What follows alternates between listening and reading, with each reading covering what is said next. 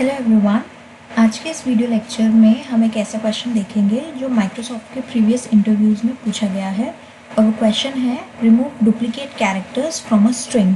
यानी अगर आपको एक स्ट्रिंग गिवन है और उसमें जो कैरेक्टर्स आ रहे हैं वो एक से ज़्यादा बार रिपीट हो रहे हैं तो आपको सिर्फ एक बार उन्हें आउटपुट स्ट्रिंग में प्रिंट कराना है। सो इसे एग्जाम्पल से समझते हैं।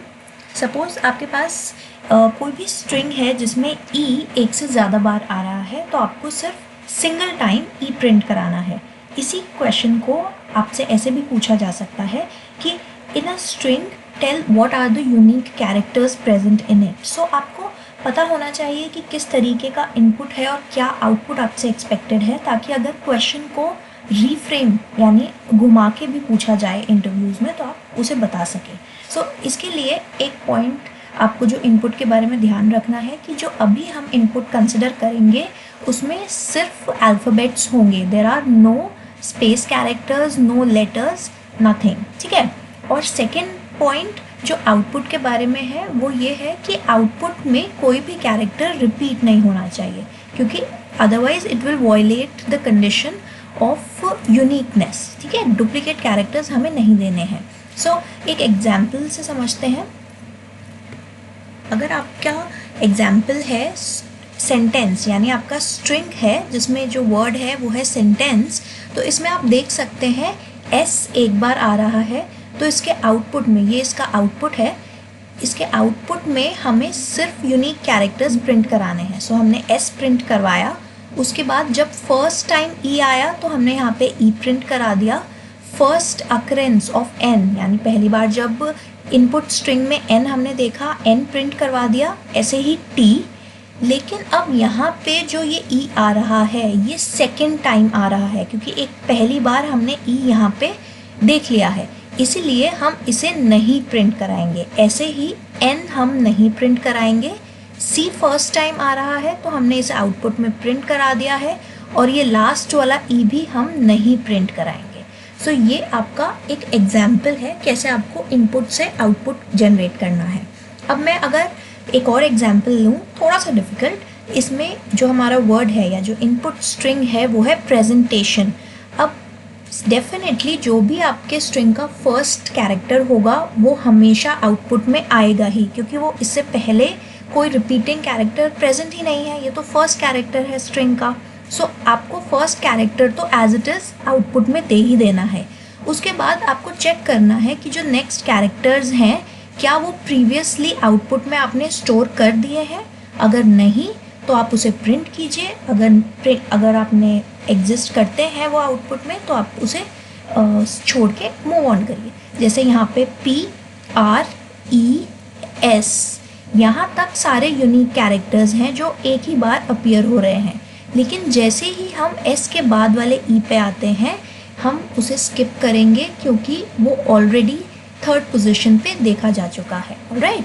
ऐसे ही N, T, A, I और O, ये जो रिमेनिंग कैरेक्टर्स मैंने लिखे हैं ये एक बार अपीयर हो रहे हैं, और जब वो रिपीटेड कैरेक्टर्स बनते हैं यानी वो सेकेंड टाइम या सेकेंड से ज़्यादा बार आते हैं स्ट्रिंग में तो हम उन्हें प्रिंट नहीं कराते। ठीक है। सो इसका एक लॉजिक देखते हैं कि आपको इस क्वेश्चन को सॉल्व करने के लिए क्या अप्रोच यूज़ करनी है। लॉजिक देखने के बाद, समझने के बाद कि कैसे सॉल्व होगा, उसके बाद हम कोडिंग देखेंगे पाइथन में। सो सबसे पहले आपको आउटपुट के लिए, कोई भी इनपुट स्ट्रिंग हो, आपको एक आउटपुट स्ट्रिंग बनाना है जो कि इनिशियली एम्प्टी होगा। उसके बाद जैसे मैंने पहले भी कहा था, आपको फर्स्ट कैरेक्टर इनपुट का एज इट इज़ आउटपुट में सेव कर लेना है। ऐसा क्यों? क्योंकि फर्स्ट कैरेक्टर कभी भी रिपीट नहीं हो रहा होगा, वो फर्स्ट टाइम अपीयर हो रहा है, इसीलिए आपको एज इट इज़ उसे कॉपी कर देना है आउटपुट स्ट्रिंग में। ठीक है। तो ये हो गया आपका सेकेंड स्टेप। अब थर्ड स्टेप में आपको क्या करना है, एक एक करके जो रिमेनिंग कैरेक्टर्स हैं स्ट्रिंग के उन्हें चेक करना है या ट्रेवर्स करना है। अब ट्रेवर्स करते हुए यानी आप 1 by 1 कैरेक्टर्स को चेक करते हुए क्या देखेंगे, अगर जो कैरेक्टर आप चेक कर रहे हैं वो ऑलरेडी आउटपुट स्ट्रिंग में आप स्टोर कर चुके हैं तो उसको आपको प्रिंट नहीं कराना है, या फिर आपको आउटपुट स्ट्रिंग में उसे दोबारा से सेव नहीं करना है अगर वो ऑलरेडी आउटपुट स्ट्रिंग में प्रेजेंट है। लेकिन अगर वो आउटपुट स्ट्रिंग में प्रेजेंट नहीं है तो आपको इसे आउटपुट स्ट्रिंग में सेव कराना है। सो इसको एक एग्जाम्पल के थ्रू समझते हैं और उसके बाद ये पाइथन कोड भी समझेंगे। जैसे मैंने पहले ही स्लाइड में जो एग्जाम्पल लिया था सेंटेंस, उसको ही रिपीट करके इस जो लॉजिक हमने समझा है उस पर रन करके देखते हैं। सो ये है आपका वर्ड या स्ट्रिंग जिसके इंडाइसेस होंगे 0, 1, 2, 3, 4, 5, 6 एंड 7। ऑलराइट, सो यहाँ पे स्पेसेस नहीं है, यहाँ पे मैंने बस क्लैरिटी के लिए कैरेक्टर्स को दूर दूर लिखा है।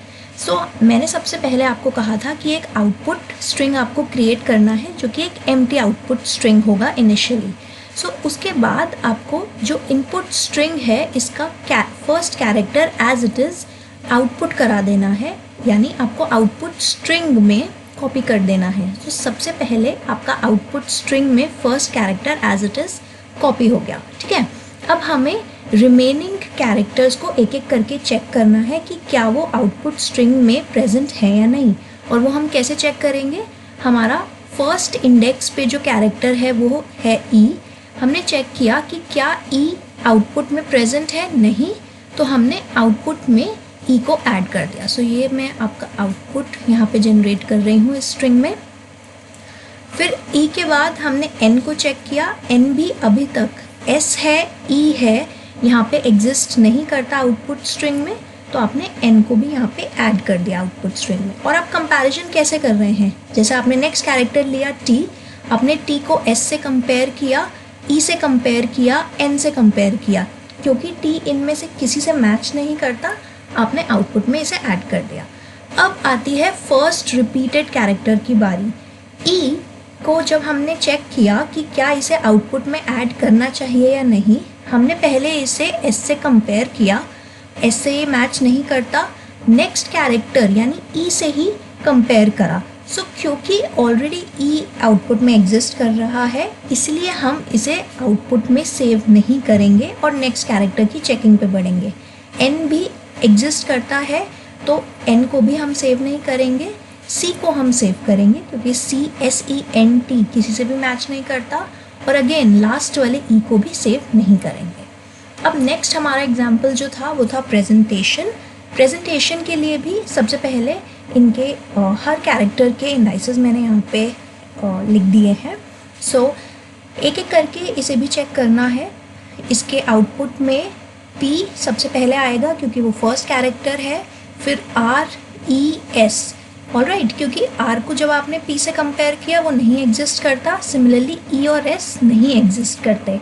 अब इस फर्स्ट कैरेक्टर पे यानी जो ई है, आपने जब उसे चेक करा आउटपुट स्ट्रिंग में और कंपेयर करा तो आपको ई ऑलरेडी मिला होगा, ये दोनों मैच करते हैं, तो इस पर्टिकुलर ई को आप स्टोर नहीं करेंगे आउटपुट में। नेक्स्ट आपको एन मिला, आपने एन स्टोर करा, टी स्टोर करा, ए स्टोर करा, ये वाला टी स्टोर नहीं होगा क्योंकि यहाँ पे ऑलरेडी टी स्टोर हो चुका है। आई को भी आपने सेव करा आउटपुट स्ट्रिंग में, ये आपका आउटपुट स्ट्रिंग है। और लास्ट वाले एन को आपने ओ को भी सेव करा, लास्ट वाले एन को अगेन सेव नहीं करेंगे क्योंकि एन ऑलरेडी आ चुका है।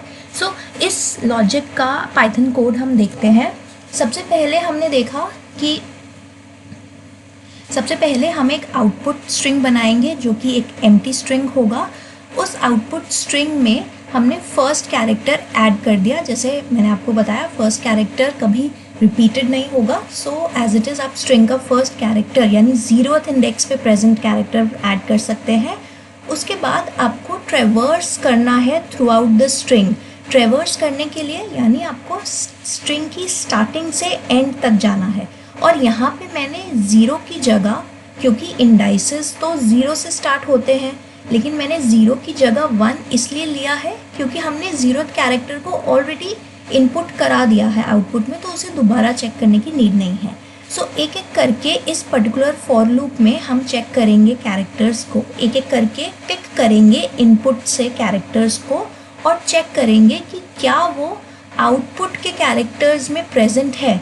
यानी आपने पहला कैरेक्टर पिक किया, इनपुट स्ट्रिंग से, और आउटपुट स्ट्रिंग में जितने भी कैरेक्टर्स अभी तक प्रेजेंट है उन सब से कंपेयर करा। और उन सब से कंपेयर करते वक्त अगर आपने देखा कि जो इनपुट स्ट्रिंग का कैरेक्टर है वो आउटपुट स्ट्रिंग के किसी इंडेक्स पे ऑलरेडी प्रेजेंट है, तो आपने एक वेरिएबल सेट कर दिया डुप्लीकेट फाउंड। जैसे ही ये वेरिएबल ट्रू होता है आप ब्रेक कर जाते हैं लूप से, यानी अगर आपको एक बार भी आउटपुट में मिल गया कि इनपुट कैरेक्टर जो आप चेक कर रहे हैं वो एग्जिस्ट करता है, आपको फर्दर चेक करने की नीड नहीं है, क्योंकि अगर डुप्लीकेट आपको मिल ही गया है then you do not have to add it. ठीक है, सो इनिशियली जब हर कैरेक्टर हम स्कैन कर रहे होंगे हमें डुप्लीकेट फाउंड जो मैंने यहाँ पे वेरिएबल लिखा है उसे फॉल्स सेट करना होगा, यानी हर इनपुट कैरेक्टर के लिए मैं इनिशियली डुप्लीकेट फाउंड को फॉल्स करूँगी, और जब आउटपुट के कैरेक्टर से उसे कंपेयर करूँगी और अगर मुझे मैचिंग कैरेक्टर मिलता है तब उसे ट्रू सेट कर दूँगी। ठीक है, और इसीलिए ज़रूरी है ताकि प्रीवियस जो कैरेक्टर्स हैं उनकी मैचिंग फर्दर स्ट्रिंग की प्रोसेसिंग में इंटरफेयर ना करे, हर बार फॉर लूप में आपको फॉल्स सेट करना है डुप्लीकेट फाउंड को। और जैसे ही अगर आपको एक ऐसे पॉइंट पे आप आते हैं जहाँ पे duplicate found equal to false है, यानी एक पर्टिकुलर इनपुट कैरेक्टर के लिए डुप्लीकेट फाउंड अभी तक ट्रू नहीं हुआ, इसका मतलब है कि उसे कोई मैच मिला ही नहीं, और अगर कोई मैच नहीं मिला यानी आउटपुट में एग्जिस्ट नहीं करता वो कैरेक्टर, तो इसलिए उसे आउटपुट स्ट्रिंग में ऐड कर दो, उस इनपुट कैरेक्टर को आउटपुट स्ट्रिंग में ऐड कर दो। सो ये है हमारा एक बेसिक सा लॉजिक पाइथन कोड का। आपको इसके बाद 2-3 चीज़ें ध्यान रखनी है जो कि कई बार बहुत इम्पॉर्टेंट हो जाती हैं इंटरव्यू के प्रोस्पेक्टिव से। पहली चीज़ ये है कि आपको चेक डेफिनेटली ये करना चाहिए हमेशा कि क्या आउटपुट होगा जब आपके पास इनपुट स्ट्रिंग ही एम्प्टी है। अभी के लिए जो हमने कोड किया है वो non empty string input string को कंसिडर करते हुए किया है, लेकिन आपको हमेशा ये कंडीशन चेक करनी चाहिए कि व्हाट इफ़ अगर आपका इनपुट स्ट्रिंग ही एम्प्टी है। ठीक है, सेकेंडली यहाँ पे हमने इनपुट स्ट्रिंग के कैरेक्टर्स को आउटपुट स्ट्रिंग में प्रेजेंट कैरेक्टर्स से कंपेयर करा है और प्रीवियसली सीन इनपुट कैरेक्टर्स से, यानी अगर मेरा एग्जाम्पल था सेंटेंस, सो यहाँ पे जब इस वाले ई को मैं चेक कर रही हूँ मैं इसे ऐसे भी चेक कर सकती थी कि इनपुट में इससे पहले प्रेजेंट सारे कैरेक्टर्स से इसे कंपेयर करूँ, लेकिन ऐसा मैंने नहीं किया क्योंकि इनपुट में तो रिपीटेड कैरेक्टर्स हो सकते हैं, आउटपुट में हमें गारंटीड है कि रिपीटेशन नहीं होगी। इसीलिए हमने और एफिशिएंट बनाने के लिए अपने कोड को आउटपुट स्ट्रिंग से चेक करा है इनपुट के हर कैरेक्टर को। ऑलराइट, और लास्ट चीज़ आपको ये ध्यान रखना है कि इस क्वेश्चन में अगर आपको एग्जामिनर से आप पूछना चाहते हैं तो आप इंटरव्यूअर से पूछ सकते हैं कि क्या ऑर्डर ऑफ कैरेक्टर्स आउटपुट में मेंटेन करना ज़रूरी है या नहीं।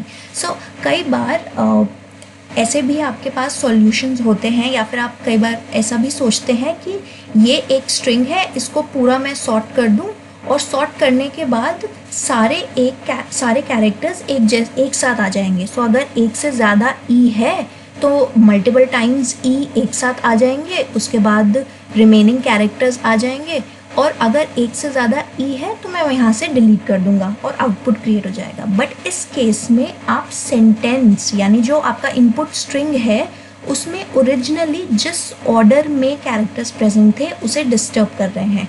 सो you have to be very careful, आपको बहुत ध्यान देना है कि क्या आपका इनपुट है और किस तरीके का आउटपुट एक्सपेक्टेड है।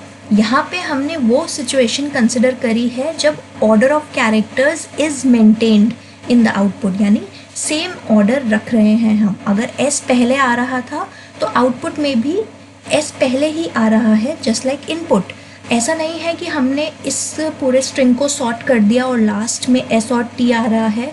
सो ऐसा नहीं करना है आपको अगर ऐसा क्लॉज है आपके इंटरव्यू क्वेश्चन में। ठीक है, सो आई होप आपको ये क्वेश्चन समझ आया होगा। कोई भी डाउट है आप हमें कमेंट सेक्शन में बता सकते हैं और पूछ सकते हैं। अगर कोई फर्दर क्वेश्चन आप चाहते हैं हम सॉल्व करके आपको दिखाएं. So thank you for watching the video. Stay tuned to our channel. Please subscribe and like this video if you understood the question. Thank you so much.